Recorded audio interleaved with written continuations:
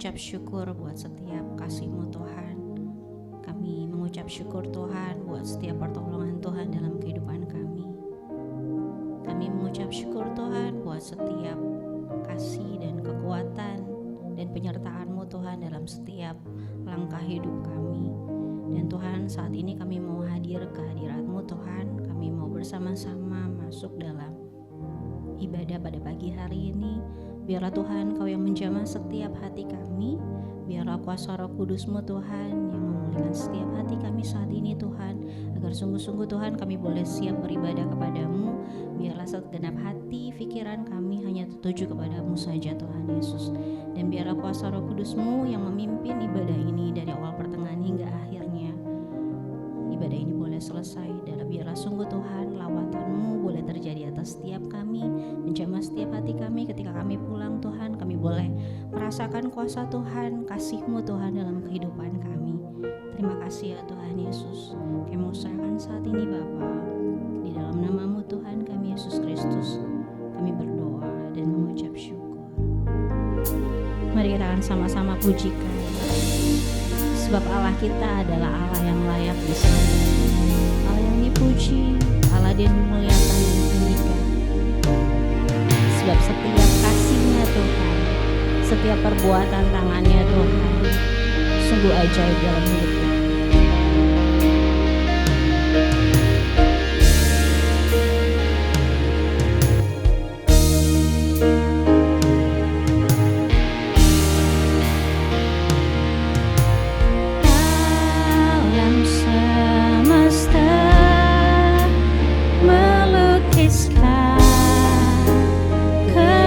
Kebesaran Tuhan, bumi dan surga menyanyikan kemuliaan nama-Mu. Hosana,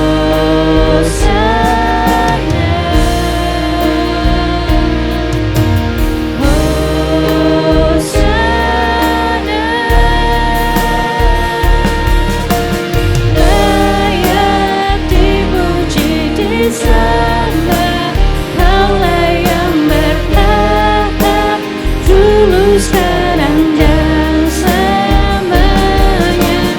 Raja atas segala raja, nama-Mu besar dan mulia.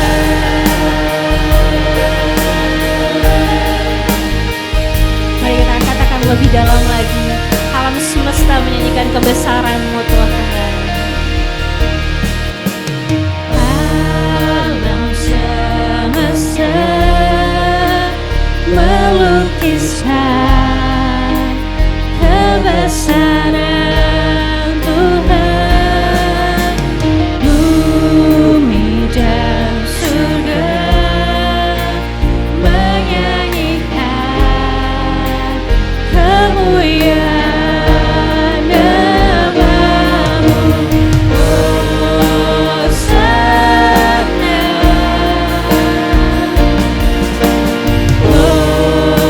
Hosana. Layak dipuji disembah, Kaulah yang bertahta dulu sekarang dan selamanya. Raja atas segala raja, nama-Mu besar dan mulia. Layak dipuji disembah, Kaulah yang bertahta dulu sekarang dan selamanya. Raja atas segala raja, nama-Mu besar dan mulia.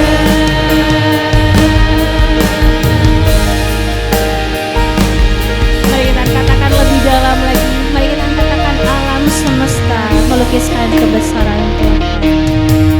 Alam semesta melukiskan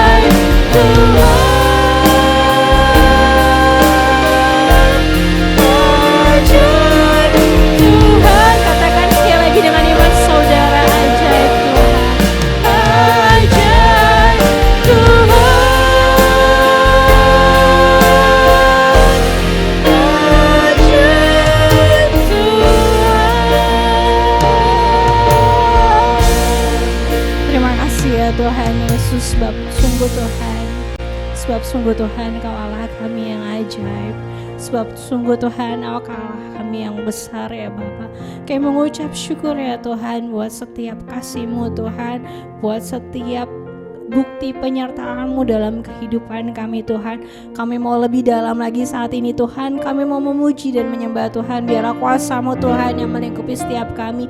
Biarlah kuasa-Mu Tuhan yang melawat setiap hati kami saat ini. Kami mau bersorak-sorak lebih dalam lagi di dalam nama Tuhan kami Yesus Kristus.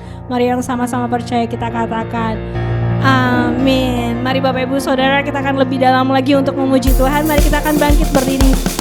Kita akan katakan mulai dari utara sampai selatan, dari barat sampai ke timur, biarlah semuanya hanya memuji nama Tuhan kita Yesus Kristus.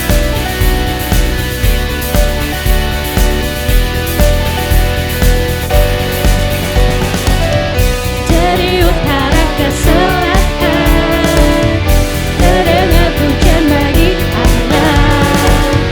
Dari barat sampai ke timur, nama Yesus disanjung tinggi. Dari pulau-pulau, lembah-lembah, gunung-gunung yang tinggi, kemuliaannya disaksikan, kebesarannya dicintakan. Yesus, Yesus, nama Yesus, nama Yesus disanjung tinggi. Dari pulau-pulau, lembah-lembah, gunung-gunung yang tinggi.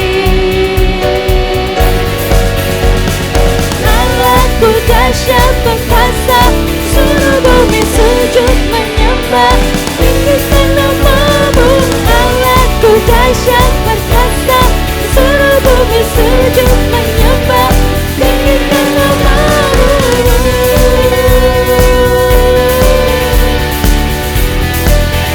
Mari kita katakan kemuliaan.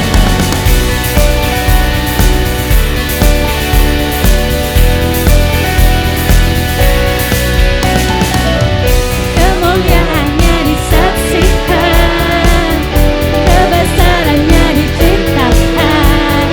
Yesus, Yesus, nama Yesus, nama Yesus disanjung tinggi. Dari pulau-pulau, lembah-lembah, gunung-gunung yang tinggi. Allahku dahsyat berkuasa, seluruh bumi sujud menyembah, tinggikan nama-Mu. Allahku dahsyat berkuasa, seluruh bumi sujud menyembah, tinggikan nama-Mu. Allahku dahsyat berkuasa, seluruh bumi sujud menyembah, tinggikan nama-Mu. Allahku dahsyat berkuasa, seluruh bumi sujud menyembah, tinggikan nama-Mu. Mari jemaat Tuhan saja katakan Allahku dahsyat. Allahku dahsyat berkuasa, seluruh bumi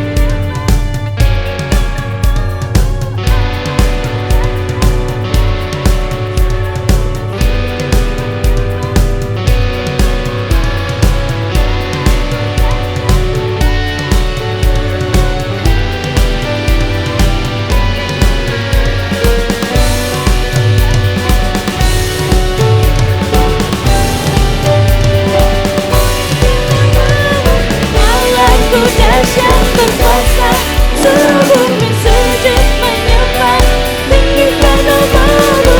Allahku dahsyat berkuasa, seluruh bumi sujud menyembah, tinggikan nama-Mu. Tinggikan nama-Mu, tinggikan nama-Mu.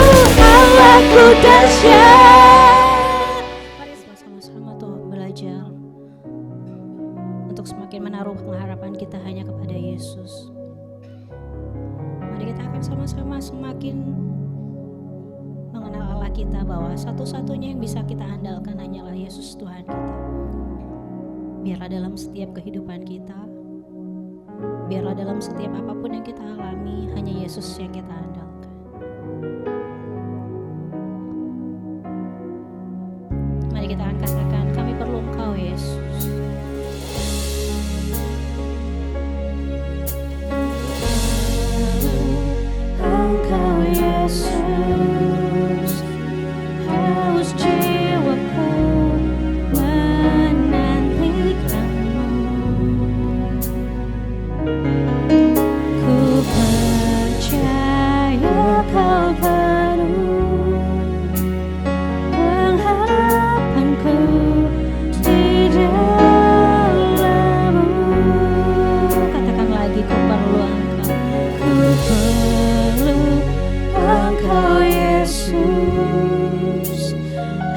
haus jiwaku menantikanmu. Ku percaya kau penuh pengharapanku di dalam-Mu. Yesus, hanya Kau yang ku andalkan, melebihi siapapun juga. Yesus, hanya Kau yang ku percaya di setiap waktu. Tiada lain yang ku andalkan selain Kau, Yesus. Biarlah pujian ini menjadi iman pengharapan kita. Kami perlu Engkau, Yesus.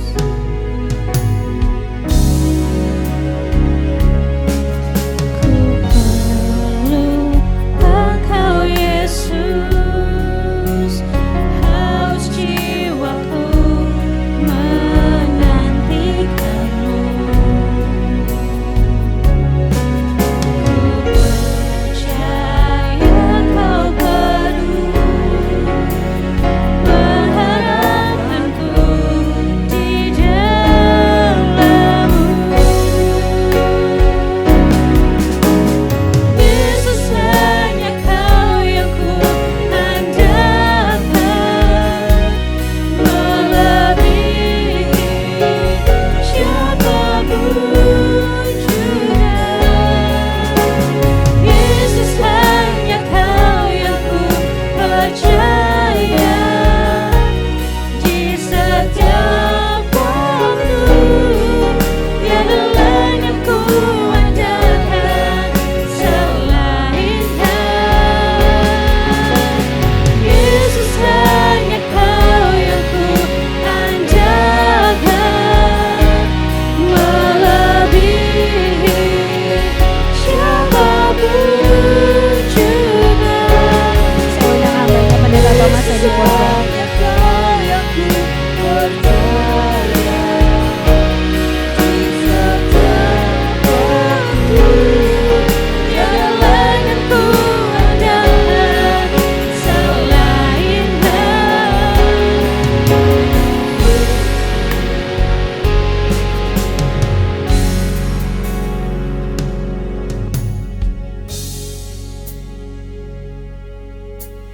Bapa, saat ini kami ingin mendengar firman-Mu.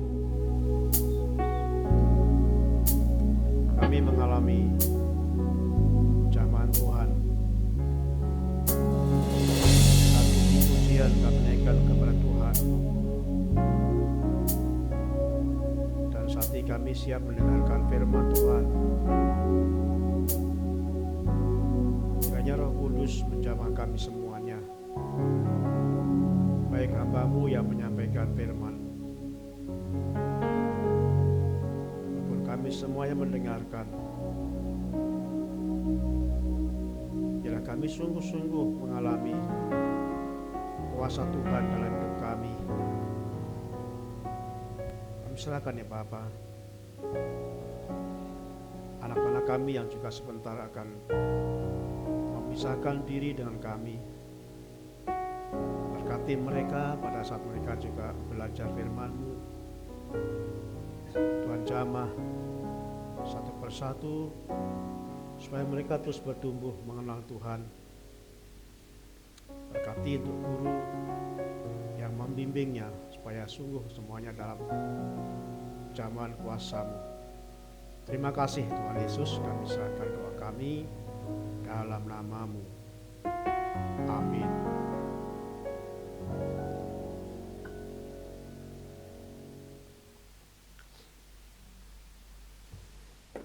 Shalom Bapak Ibu. Puji Tuhan kita bisa sehat. Ada beberapa saudara kita yang sakit, yang mudah-mudahan ini bukan pengaruh tahun baru. Ada beberapa yang sakit, ada yang diare, ada yang demam tinggi. Biarlah kiranya Tuhan memberkati kita semuanya pada saat kita menjalani kehidupan ini. Saudaraku yang kasih Tuhan, tema firman Tuhan dalam hari ini mengalami kuasa Tuhan.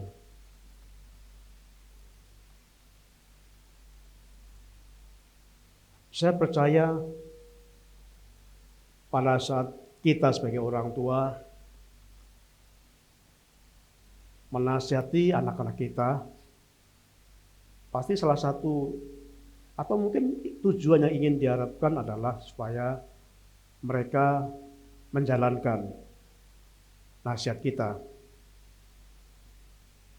Pada saat seorang guru mengajar murid-muridnya, harapannya pasti guru itu juga bisa melakukan pengajarannya. Jadi kuncinya pada saat kita belajar firman Tuhan, baik itu secara formal atau non formal, pada saat kita mendengarkan firman Tuhan, tujuan Tuhan supaya kita mengalami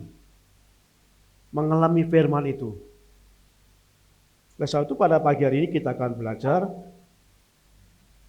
bagaimana kita mengalami kuasa Tuhan. Kita akan baca dalam Markus pasal yang ke-7, ayat yang ke-31 sampai dengan 37.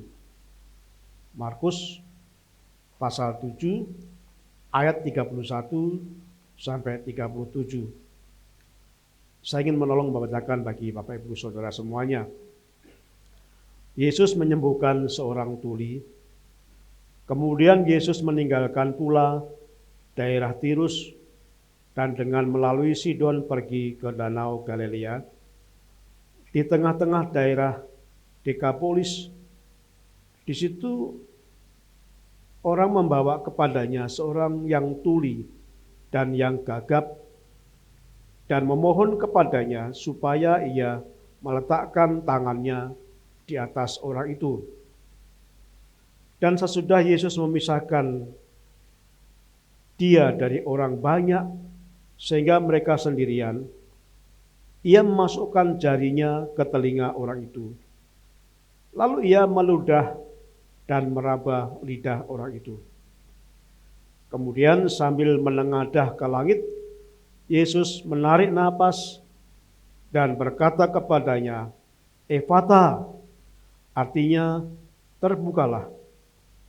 Maka terbukalah telinga orang itu dan seketika itu terlepas pulalah pengikat lidahnya.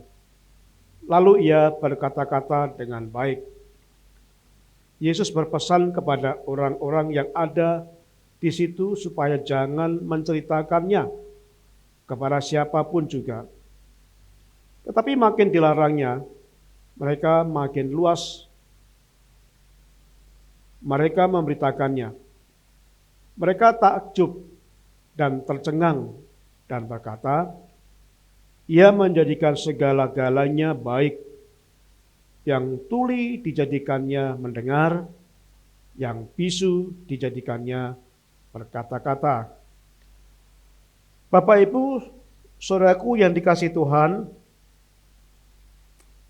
dimanapun Yesus pergi, dimanapun Yesus berada, selalu melakukan mujizat. Selalu berbuat mujizat di dalam hidupnya. Kemanapun. Selalu banyak orang yang datang kepadanya dan selalu banyak orang yang ditolongnya. Jadi keberadaan Yesus pada saat itu konteksnya banyak orang datang dan Yesus selalu menolong mereka. Nah, peristiwa ini yang kita baca dalam Markus pasal 7 ayat yang ke-31 sampai dengan 37. Peristiwa terjadi di daerah Dekapolis. Di situ ada seorang yang dibawa kepada Yesus. Orang itu sakit, tuli, nggak bisa mendengar, dan tidak bisa berkata-kata. Biasanya kalau orangnya tuli, pasangannya biasanya dia nggak bisa mendengar.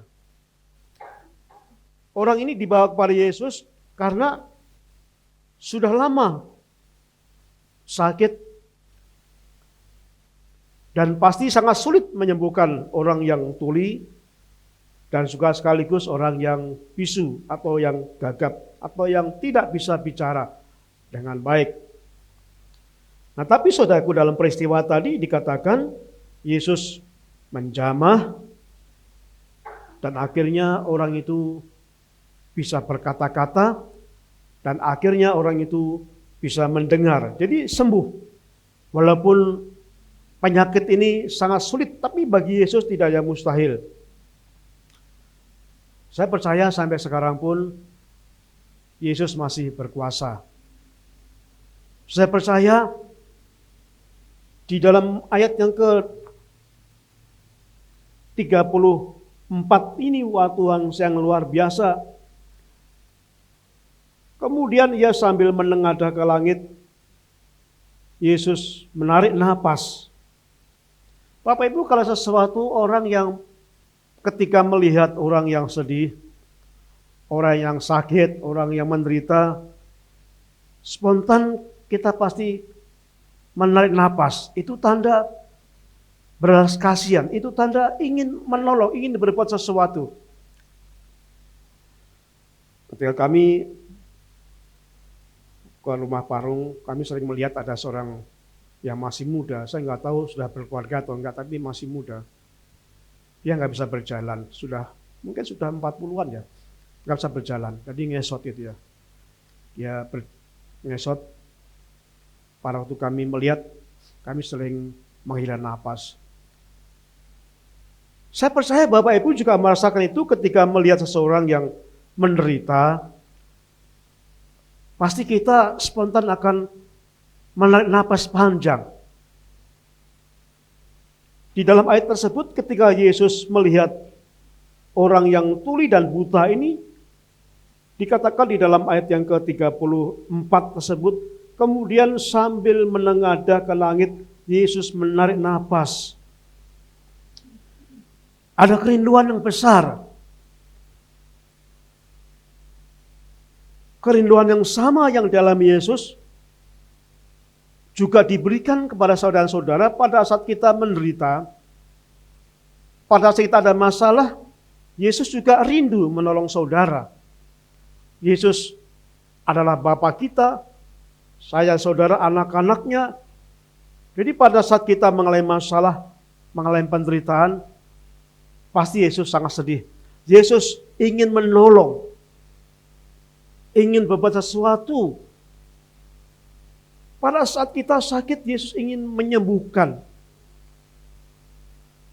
Pada saat kita ada beban berat, Yesus ingin bukan mengangkat masalahnya, tapi yang Yesus inginkan supaya kita mampu. Di Bapak Ibu, kalau kita ada masalah, jangan berdoa, Tuhan ambil masalah saya, jangan. Karena Yesus ingin satu hal supaya kita mampu menghadapi masalah. Masalah diizinkan Tuhan supaya kita bersandar pada Tuhan. Bapak Ibu yang dikasihi Tuhan, ini salah satu sifat Yesus. Dia selalu berbelas kasihan, dia selalu ingin menolong. Menolong saya, menolong saudara, menolong semuanya. Dan satu hal yang ingin saya sampaikan, bahwa Yesus itu adalah Allah yang kuasa. Tidak ada mustahil bagi Tuhan. Apapun yang kita bisa serahkan kepada Tuhan, Yesus akan bisa menolong kita. Kalau kita membaca di dalam ayat yang terakhir tadi, ayat ke-37, dikatakan, mereka takjub dan tercengang dan berkata, Ia menjadikan segala-galanya baik. Saudaraku, ini yang kita baris bawahi, yang kita renungkan. Yesus ingin menjadikan segalanya itu baik. Yesus ingin menjadikan keluarga kita ini baik hubungannya satu sama lain. Yesus ingin menjadikan kita itu sehat. Yesus ingin supaya kita yang sakit menjadi sembuh, dan Yesus ingin segalanya baik. Ini yang Bapak Ibu perlu renungkan. Tidak ada satupun niat jahat yang terjadi dalam kita. Nah, saudaraku yang kasih Tuhan, kalau kita melihat di sini, oleh sebab itu saya ingin mengajak kita belajar bagaimana kita mengalami kuasa Tuhan. Bagaimana supaya firman Tuhan yang kita pelajari bukan yang sekedar menjadi teori.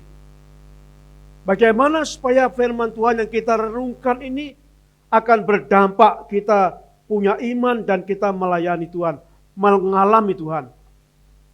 Oleh sebab itu Bapak Ibu, pada minggu terakhir nanti bulan Januari kita akan belajar bagaimana supaya firman Tuhan ini benar-benar mengubah hidup kita, bukan teori. Minggu yang lalu kita salah belajar bagaimana firman itu bukannya kita baca, tapi harus kita renungkan. Merenungkan itu lebih dari membaca. Membaca itu mungkin bisa cepat, tapi setelah kita baca, kita nggak tahu isinya apa. Tapi Tuhan ingin merenungkan firman itu siang dan malam. Jadi bukannya sekali.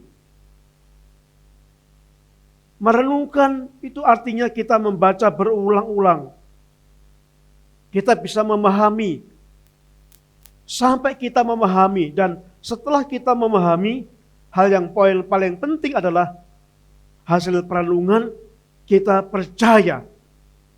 Dengan iman kita bahwa firman itu akan terjadi dalam hidup kita. Saya beri contoh pada waktu kita merenungkan firman Tuhan, kita membaca tentang seorang yang disakit dan disembuhkan Tuhan.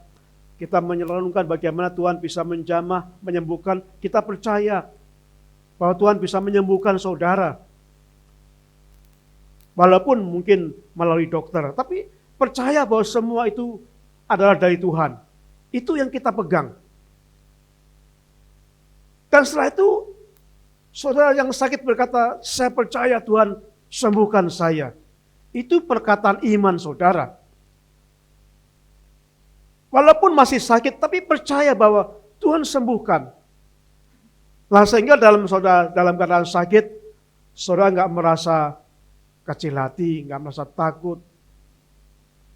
Demikian pula pada saat kita ada masalah, ada banyak peristiwa orang-orang yang punya masalah dikuatkan Tuhan, ditolong masalahnya. Ini juga kita imani. Saat kita ada masalah, percaya bahwa Tuhan mampu menolong saya. Walaupun masalah itu masih ada, tapi percaya. Nah, itu adalah hasil kita merenungkan firman Tuhan. Ditandai dengan kita percaya. Apa yang dilakukan Tuhan itu nyata. Saudaraku yang kasih Tuhan, bagaimana kita bisa mengalami kuasa Tuhan? Nah, kita akan dekatkan di sini mengalami pemisahan. Jadi kalau kita mau mengalami kuasa Tuhan, kita harus rela dipisahkan. Saudaraku, kalau kita membaca dalam ayat tadi, dikatakan ayat yang ke-31, kemudian Yesus meninggalkan pula daerah Tirus dan dengan melalui Sidon pergi ke Danau Galilea di tengah-tengah daerah Dekapolis. Di situ orang membawa kepada seorang yang tuli dan yang gagap memohon kepadanya supaya dia meletakkan tangannya di atas itu. Perhatikan ayat 3. Dan sesudah Yesus memisahkan dia dari orang banyak. Jadi pada waktu Yesus menolong orang yang tuli dan bisu itu, yang pertama Yesus lakukan adalah orang yang tuli dan buta itu dipisahkan. Tidak bersama-sama mereka, tapi dipisahkan. Maknanya apa, saudaraku? Saudaraku yang kasih Tuhan, pemisahan ini bukan saja secara fisik, tetapi pemisahan ini artinya kalau kita ingin mengalami kuasa Tuhan, kita harus terpisah dari kebiasaan-kebiasaan lama, dari kehidupan yang lama, dari kehidupan yang dosa. Dikatakan dalam 1 Korintus pasal yang ke-5, 1 Korintus pasal yang kelima ayat 13, bahwa janganlah kamu sesat, pergaulan yang buruk merusakkan kebiasaan yang baik. Saudaraku, kalau kita ingin mengalami zaman Tuhan, mengalami kuasa Tuhan, kita harus dipisahkan, harus mau dipisahkan dari perbuatan-perbuatan yang jahat. Paulus berkata, pergaulan yang buruk merusakkan kebiasaan yang baik. Jadi kalau kita mendidik anak kita, itu pasti kita mendidik dengan baik, pasti gitu. Tidak ada seorang pun orang tua yang mendidik anaknya yang jahat, pasti mendidik dengan baik, dengan sungguh-sungguh. Tapi kadang-kadang kita nggak bisa mengontrol dengan siapa anak-anak kita itu bergaul. Rasul Paulus berkata bahwa pergaulan yang buruk akan merusakkan kebiasaan yang baik. Kadang-kadang didikan orang tua di rumah yang begitu bagusnya, yang begitu indahnya, akan dirusak ketika anak-anak itu bergaul dengan orang-orang yang tidak benar. Saudaraku yang kasih Tuhan, ilustrasinya kalau kita selalu bergaul dengan orang penjudi, lama-lama akan menjadi seorang penjudi. Kalau kita selalu bergaul dengan anak-anak pemabuk, lama-lama kita akan menjadi seorang pemabuk. Jikalau kita selalu bergaul dengan orang-orang suka gosip, kita akan menjadi orang yang suka gosip. Jikalau kita bergaul dengan orang-orang yang jahat, lama-lama kita akan menjadi orang jahat. Karena Paulus berkata, pergaulan yang buruk merusak kebiasaan yang baik. Ini apa artinya? Bahwa kalau kita ingin mengalami kuasa Tuhan, kita kan gak bisa hidup dalam segala kejahatan itu. Tuhan ingin kita dipisahkan dulu, supaya Tuhan ingin berbicara, supaya ingin bisa Tuhan lakukan sesuatu. Jadi dipisahkan dari yang jahat, dipisahkan dari kebiasaan-kebiasaan buruk tersebut. Nah, saudaraku yang kasih Tuhan, Abraham itu, ketika Abraham itu dipanggil akan dipakai Tuhan, maka Abraham itu orang yang dari Ur Kasdim dipisahkan dari Ur Kasdim, desanya, daerahnya. Kenapa? Karena Ur Kasdim itu adalah orang-orang penyembah berhala. Jadi sebelum Tuhan pakai Abraham, dikatakan Tuhan berkata, pergilah kamu, pergilah dari Ur Kasdim, tinggalkan daerah itu. Kenapa? Saudara? Karena orang-orang Ur Kasdim itu adalah orang-orang penyembah berhala. Jadi Tuhan suruh Abraham pergi itu, karena Tuhan ingin pakai. Nah, saudaraku yang kasih Tuhan, ada seorang petani yang punya anjing, beberapa anjingnya bagus-bagus. Ketika beranak ada banyak anaknya, dan ada seorang temannya yang pengen, tolong saya kirim bawakan kan anjing, satu anjing yang baru beranak itu. Oh ya, lalu petani itu membawa box itu, dan anjingnya dimasukkan ke box itu. Ingin diberikan temannya yang cukup jauh dari rumahnya. Jadi mereka membawa anjing, dinaikkan box, dan dinaikkan motor, pergi. Nah, di dalam perjalanan dia dipanggil temannya, mana kamu? Ini saya mau membawa anjing bagus. Teman saya meminta, mampir dulu, lalu mampirlah ngopi dulu. Nah, kebetulan temannya ini punya warung kopi, jadi ngopi. Pada saat ngopi sambil ngobrol-ngobrol itu, lalu pemilik warung ini iseng, dia menyuruh anaknya, itu tolong itu di box itu anjing masih kecil, tolong anjing itu keluarkan, dan kamu ganti kucing kita, kucing yang budukan itu. Awas ya, jangan tahu ya. Nah, lalu digantilah. Jadi dalam box itu bukan anjing lagi, tapi kucing yang budukan. Lalu orang ini melanjutkan perjalanannya, menuju ke temannya itu ingin menyerahkan anjingnya. Sampai di rumah temannya sangat terkejut karena anjing yang bagus itu ternyata berganti menjadi kucing yang budukan. Nah, temannya marah. Kamu apa-apaan ini?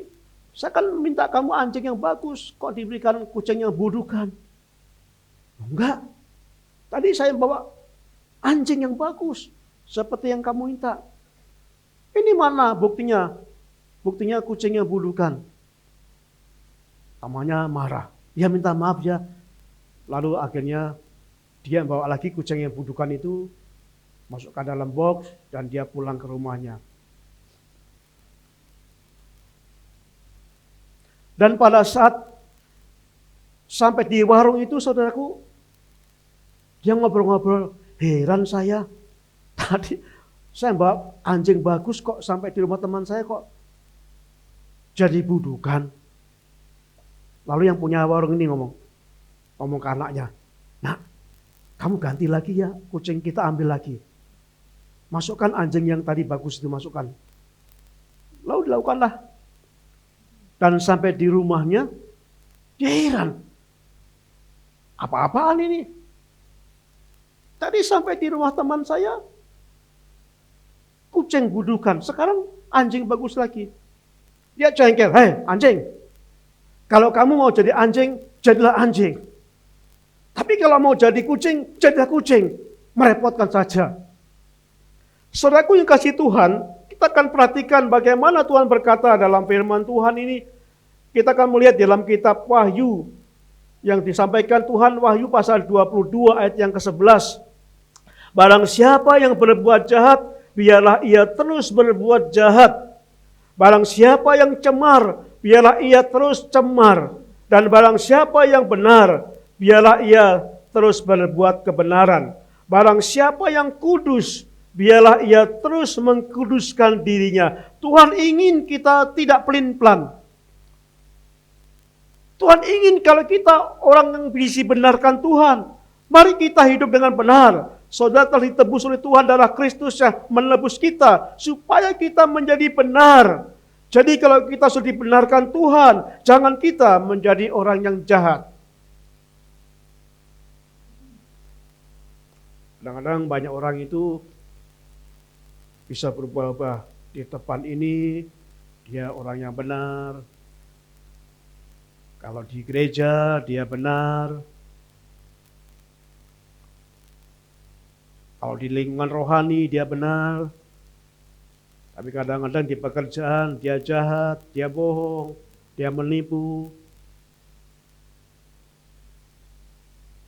Ketika di luar dia melakukan sesuatu yang tidak jujur. Saudaraku, Tuhan ingin supaya kita sungguh-sungguh. Karena apa? Karena dalam kitab Wahyu dijelaskan bahwa Tuhan akan memisahkan orang benar dari orang jahat. Ini artinya apa? Sangat besar jumlahnya orang yang jahat. Tetapi sangat sedikit orang yang benar. Dan Tuhan ingin memisahkan orang yang benar dari orang yang jahat. Nah, saudaraku yang kasih Tuhan, kalau kita ingin mengalami firman Tuhan, kalau kita ingin mengalami kuasa Tuhan, yang pertama kita berani memisahkan diri dari kejahatan-kejahatan, memisahkan diri dari kehidupan yang jahat. Baru Tuhan akan melakukan kuasanya dalam hidup kita. Nah, saudaraku yang kedua, apa yang dilakukan Tuhan Yesus? Yang dilakukan Tuhan Yesus supaya kita mengalami kuasa Tuhan. Itu kembali dalam ayat yang ke-33 tadi, bagian B. Ayat 33 bagian B dikatakan, dan sesudah Yesus memisahkan diri, yang pertama tadi, dari orang banyak. Yang kedua, sehingga mereka sendirian. Kita akan mengalami pemisahan, akan mengalami kuasa Tuhan, jikalau kita ada waktu menyendiri bersama dengan Tuhan. Ada waktu kita untuk berdoa bersama Tuhan. Ada waktu kita untuk membangun hubungan pribadi dengan Tuhan. Saudaraku yang kasih Tuhan, Kalau kita melihat di sini, mereka sendirian. Tuhan ingin kita punya waktu sendirian bersama dengan Tuhan.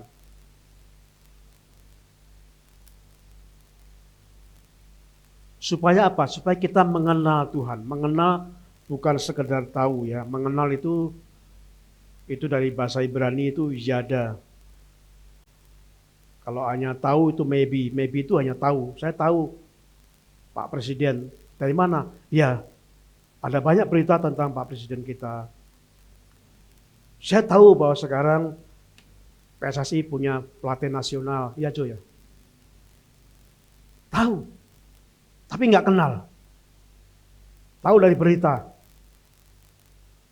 Maksudku, kita nggak ingin, Tuhan nggak ingin kalau kita hanya tahu tentang Tuhan. Semua orang tahu tentang Tuhan. Tetapi yang Tuhan inginkan, supaya kita bisa mengenal Tuhan. Yada. Bisa intim dengan Tuhan. Bisa akrab dengan Tuhan. Bisa punya pengalaman dengan Tuhan. Tuhan ingin kita tidak sekadar tahu. Tuhan ingin kita tidak sekadar tahu tentang firman-Nya, tapi supaya kita benar-benar mengalami firman Tuhan. Tuhan ingin supaya kita sungguh-sungguh memiliki waktu yang tersendiri bersama dengan Tuhan. Bapak Ibu yang kasih Tuhan, kekristenan itu bukan hanya menjalankan ritual. Itu beda ya. Agama Kristen itu bukan hanya agama yang menjalankan ritual. Bukan ya kalau minggu ke gereja, itu bagus ya. Minggu berdoa, kalau minggu bergereja, tapi kalau makan berdoa itu bagus. Tapi itu bukan itu saja, itu hanya ritual-ritual keagamaan. Tetapi Tuhan ingin supaya kita punya waktu tersendiri di luar bersama-sama di gereja. Di luar apa yang kita lakukan bersama-sama dalam persekutuan gereja. Persekutuan gereja itu bagus. Menyembah Tuhan dalam ibadah, dalam bergereja minggu itu bagus. Dan Tuhan memerintahkan itu.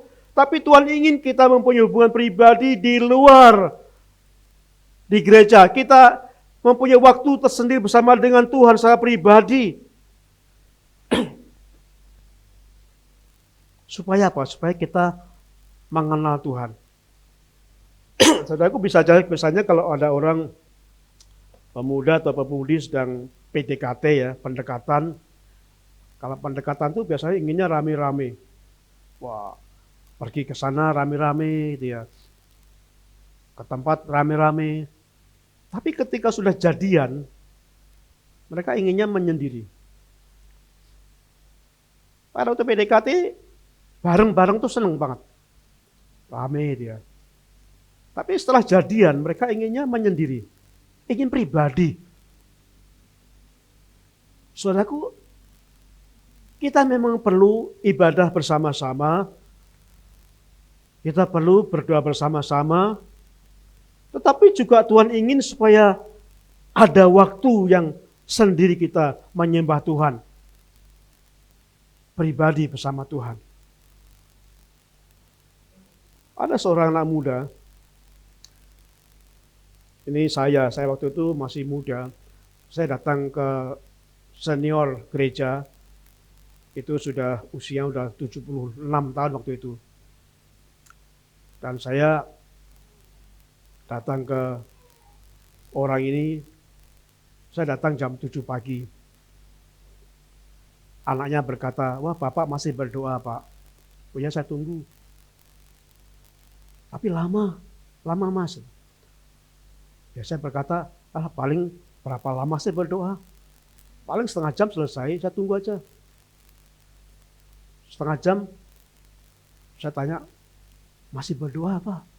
Bapak masih berdoa. Lalu 1 jam saya tanya lagi, masih berdoa? 2 jam masih berdoa. Saya berkata, Mbak, coba mungkin Bapak tidur kali. Coba ketok pintunya. Oh jangan, enggak berani saya Pak. Enggak berani Mas.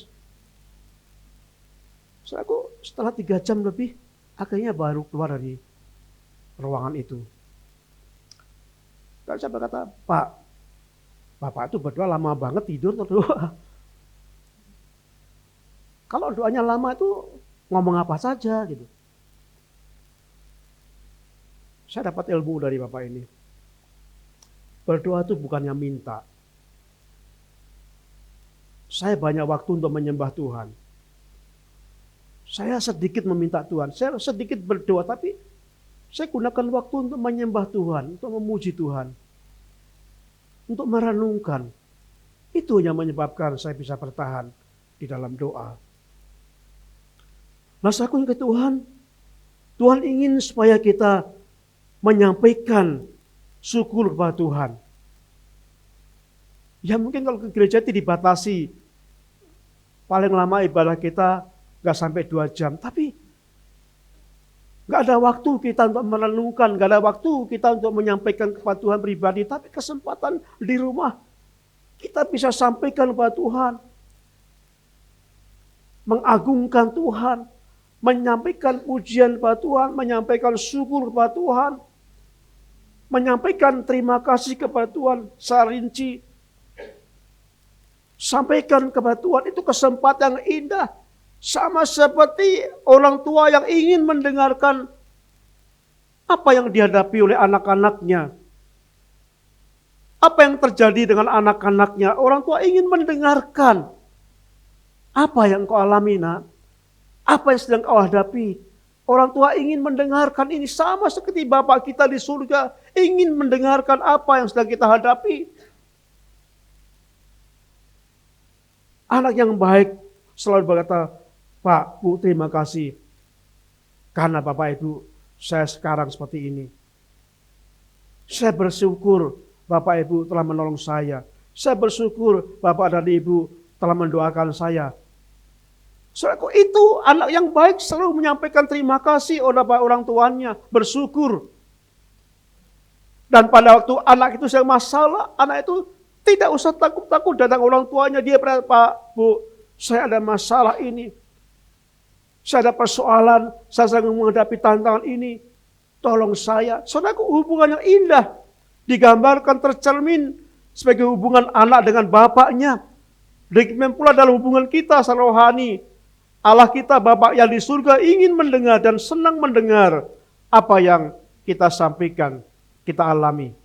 Itu sebabnya kita butuh waktu pribadi bersama dengan Tuhan. Dan Tuhan senang kita mendengarkan apa yang sedang kita hadapi selama hari demi hari.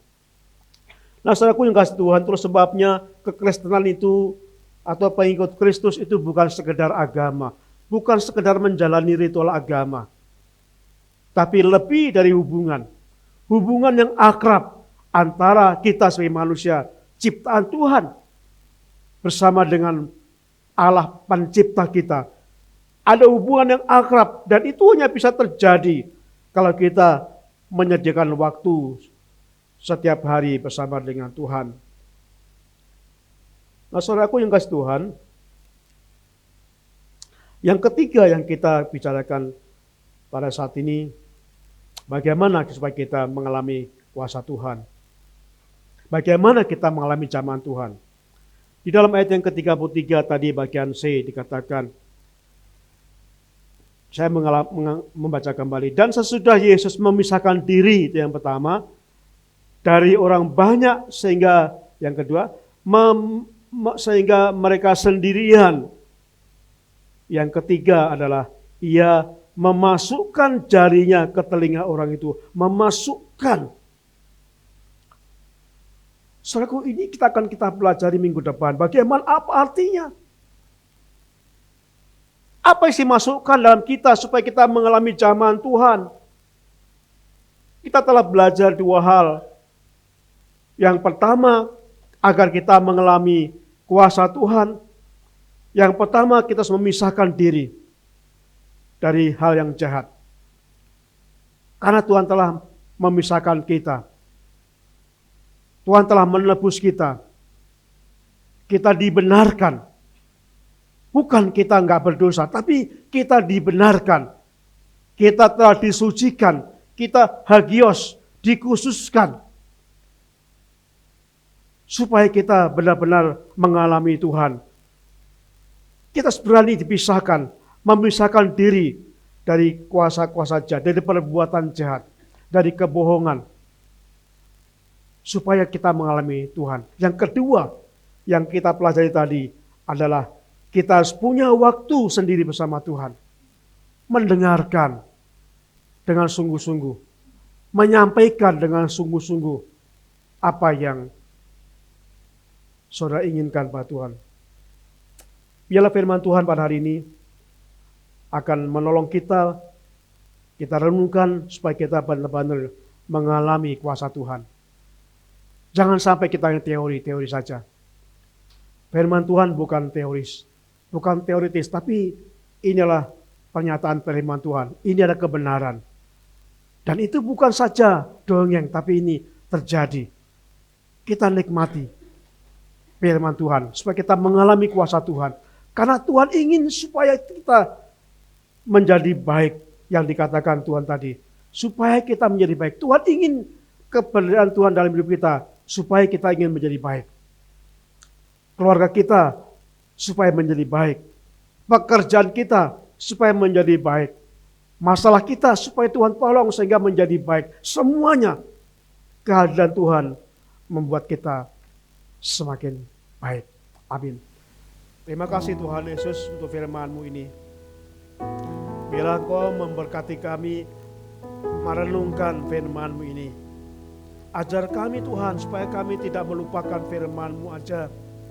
Supaya firman-Mu yang kami dengar melalui telinga kami tidak hanya keluar lagi, tapi akan singgah dalam hati kami, akan diberkati Tuhan, akan dibimbing Roh Kudus, sehingga firman-Mu ini mampu kami aplikasikan dalam hidup kami, supaya kami benar-benar mengalami jamahan Tuhan, mengalami Tuhan dalam hidup kami. Terima kasih Bapa di surga.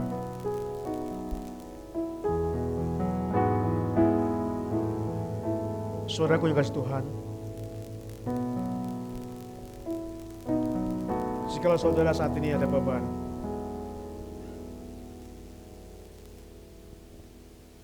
sampaikan ke Tuhan.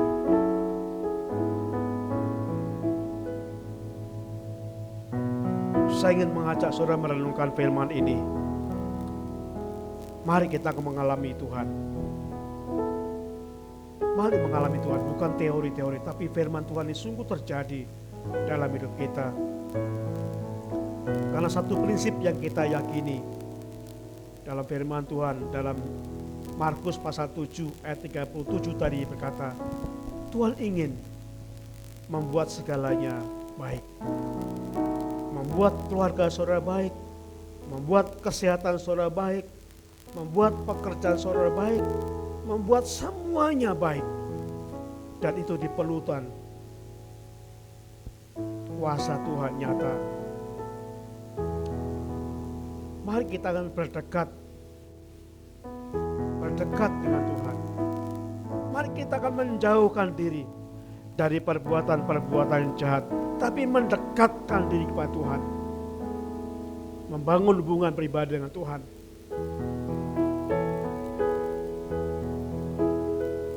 Kita akan nyanyikan pujian ini. Hidup lebih dekat.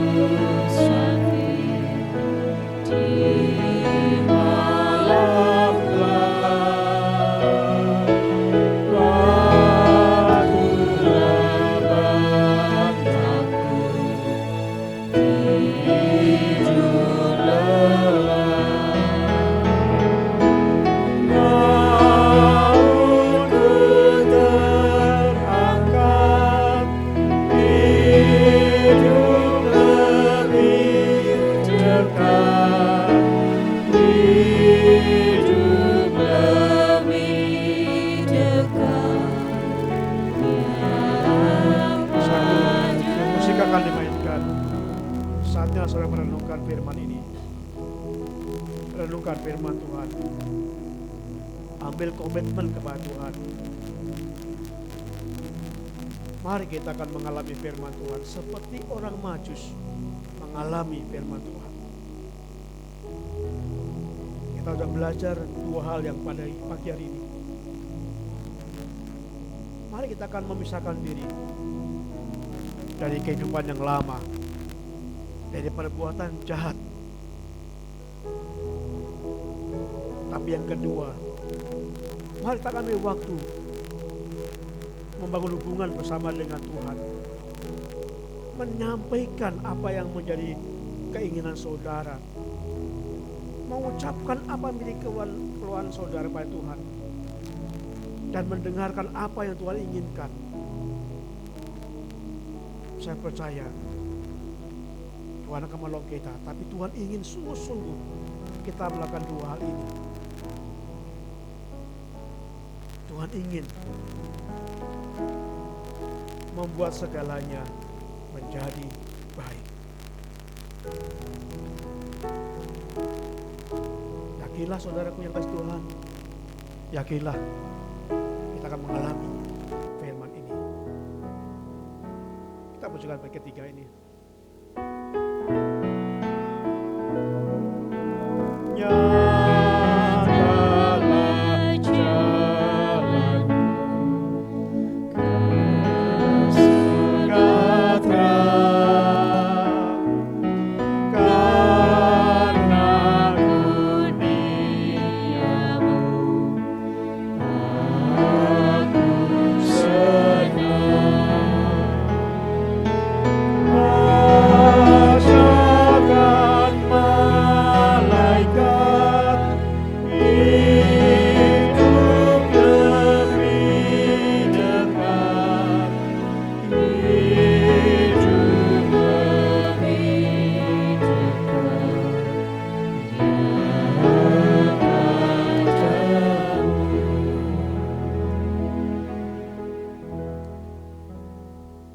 Tuhan, kiranya Engkau menolong kami semuanya,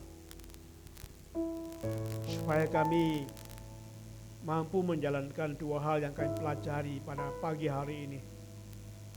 Supaya kami mampu memisahkan diri dari perbuatan-perbuatan yang jahat di sekeliling kami. Supaya kami mampu membangun hubungan pribadi dengan Tuhan, hubungan yang akrab. Saat kami mendengar Tuhan, saat kami menyampaikan sesuatu kepada Tuhan. Terima kasih ya Bapa. Makasih Tuhan. Kami berdoa pada saat ini Tuhan, kami serahkan Kau memberkati bangsa kami, memberkati pemerintah kami, memberkati supaya sungguh-sungguh pemerintah dapat peduli, dapat fokus pada kesejahteraan semua lapisan masyarakat bangsa kami. Memberikan kemampuan sehingga pemerintah dapat memberikan kesejahteraan bagi semua rakyat bangsa kami. Kami juga berdoa Tuhan, Kau memberkati gerejamu ini, berkati Tuhan, melepaskan kami dari hal-hal yang gak benar, dari isu-isu, dari gosip-gosip. Kami lepaskan dari tangan kuasa Yesus. Tuhan jamah kami semuanya supaya kami hidup benar di hadapan Tuhan. Kami menyerahkan kepada Tuhan supaya berkualitas jemaat-Mu ini Bapa, supaya hidup kami dibenarkan Tuhan, di tangan Tuhan kami menjadi hidup berkualitas semakin tinggi, semakin setia kepada Tuhan. Bapak, kami juga berdoa pada saat itu saudara kami sakit. Kami berdoa untuk Bapak Sihaan, kami serahkan kepada Tuhan. Kami percaya Tuhan akan terus menyertai Pak Sihaan. Tuhan memberkati, memberikan kekuatan, Tuhan memberikan penghiburan, damai sejahtera, dan Tuhan menjamah supaya iman Pak Sihaan tetap kuat walaupun dalam kondisi sakit saat ini. Bapa, berikan damai sejahtera, berikan ketenangan kepada Pak Sihaan ya Bapa. Kami juga berdoa untuk si Yenti Tuhan yang sakit, yang mengalami di hari Tuhan jamah, Tuhan berkati, Tuhan berikan kesembuhan pada si Yenti. Kami juga berdoa untuk saudara kami Erika yang juga mengalami sakit karena diare. Tuhan berkati, Tuhan menyembuhkan Erika, Tuhan menjamah dengan tangan kuasa-Mu ya Bapa, sehingga dia pulih sempurna di dalam kuasa-Mu. Kami juga berdoa kepada Tuhan untuk Sherin yang saat ini masih dirawat di rumah sakit Permata Pamulang. Kami serahkan kepada Tuhan, berkati Tuhan, berikan dia nafsu makan, berkati kesehatannya, berkati Tuhan, jamah Tuhan, segala virus, segala bakteri dihancurkan dengan kuasa Tuhan. Tuhan sembuhkan Syairin pada saat ini Bapa. Kami berdoa untuk Bapak Erwin dan Ibu yang menjaganya, mamanya Syairin, kami serahkan kepada Bu Ika tangan kuasa, berkati Bu Ika Bapa. Kami juga berdoa untuk anak cucu kami Sena yang juga mengalami sakit. Kami juga berdoa untuk Jason yang juga sakit, berkati mereka Bapa. Pulihkan anak-anak kami yang sedang sakit samping Tuhan, sehingga mereka dijamah Tuhan, disembuhkan oleh kuasa bilur-bilur Tuhan, menyembuhkan mereka satu persatu. Terima kasih Tuhan Yesus. Saudaraku, kita akan berdiri bersama-sama. Kita akan mengakhiri ibadah kita pada hari ini. Pulanglah dengan damai sejahtera. Semoga Allah sumber pengharapan memenuhi kamu, supaya oleh kekuatan Roh Kudus kamu berlimpah-limpah dalam pengharapan. Terpujilah Tuhan. Haleluya. Amin.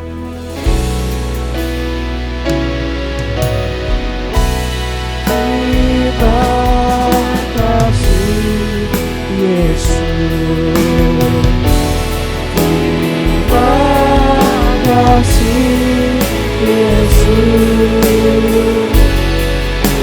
syukur hanya bagimu ya Allahku, ya Tuhanku. Terima kasih terima kasih Yesus, puji syukur hanya bagimu. Terima kasih Yesus, puji syukur hanya bagimu. Syukur hanya bagimu, puji syukur hanya bagimu.